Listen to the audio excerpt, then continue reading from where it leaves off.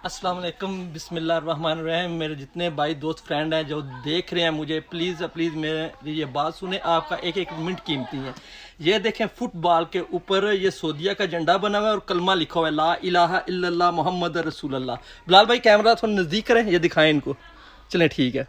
ये देखें, ये देखें पूरे बाल पड़े हुए हैं फुटबॉल। मैं अपने काम आया इधर और मैंने ये देखा और मैंने सोचा यार इसको जितना हो सके शेयर करें। ये बनाया हुआ है मेड इन चाइना ने। ये देखें, देखें गौर से देखें। प्लीज़ आप भाइयों से बहनों से रिक्वेस्ट है, जितना हो सके इसे शेयर करें।